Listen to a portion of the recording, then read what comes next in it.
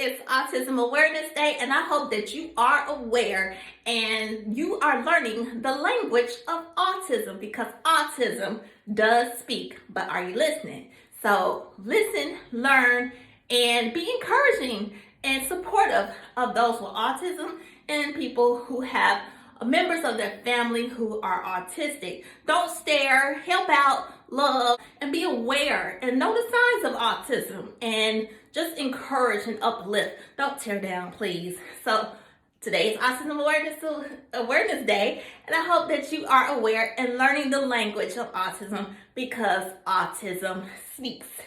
All right, now for real estate. Okay, guys, I want to start a new little series where once a week I go over real estate vocabulary terms, because sometimes if you're a first-time home buyer, or even if you bought homes before but you need a little refresher course, maybe you need to know what do these terms mean exactly. Like, okay, what is that again? Remind me again. I got you. Don't worry about it. So in this series, I'm just going to go over a couple of vocabulary words, just no more than 3, because I want to keep these videos short. So if you want to learn some new real estate vocabulary or get that refresher course, stay tuned.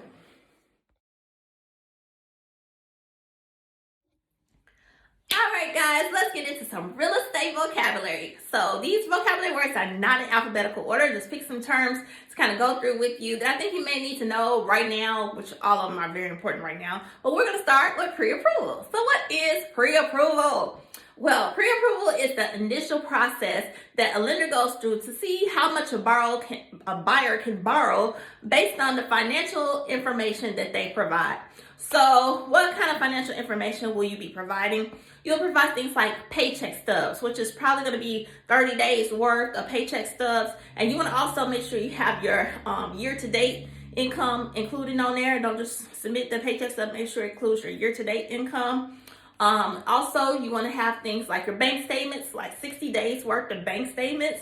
You want to also have, they're going to run your credit for pre-approval. They will run your credit. So they will need you to provide a copy like of your driver's license, social security card, or social security number. You're also going to have to submit 2 years of your W-2 and 2 years of federal tax returns. Okay, so that being said, like I said, the lender will do that initial check and see how much you'll qualify for. It's very important that during this process of you looking for a home and this pre-approval and all the way to the closing, that you keep your financial status in check. You don't go out and buy a new car. You don't go out and put credit on, maybe purchase like furniture on your credit. Don't change your financial status in the time that you are, going through the housing process and you're submitting your pre-approval to like your closing. You don't want to change anything financially. That's why that's an initial check of your financial information that your lender will do. Now, just as a side note, you may hear the term pre-qualify. Pre-qualify is different than pre-approval. All right, pre-qualify is just a verbal statement. It's like going to the lender and saying, I make $100,000. I think my credit is this much. My credit score is this much. And this is my status. This is what's going on. And then they come up with something and say, oh, you probably can handle this much, whatever. But it's verbal. It's not as value or weighed when you're submitting an offer. You need that pre-approval. And another reason you're going to need that pre-approval is because your realtor can submit your offer and your pre-approval together. And that's going to give it more value, more significance, and weigh more heavily. Also, you may not even be able to look at houses if you don't get pre-approved, because in the age of COVID and people wanting to be safe and not wanting to waste your time or a real estate agent's time, you're going to want to be pre-approved, ready, set, and able to go. Okay, so pre-approval outweighs that pre-qualification. Pre-qualification, they will not run your credit, probably not, and they're just more verbal.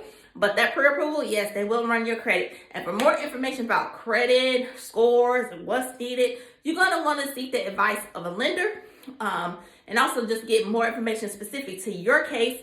And if you are going to be purchasing with someone, you're going to want to kind of see about what their credit score is, because they may look at both of you guys' credit scores and they may take the lesser one of the two. So you want to make sure that y'all got a plan and you're working it out together and you are ready to go with your credit and everything else. You get ready to buy your home. Consult a lender for more information about that.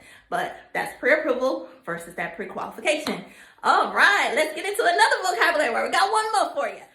All right, next word for the day, earnest money. What is earnest money? Okay, earnest money is the deposit that the buyer is going to give to the seller when they are submitting their offer for the home.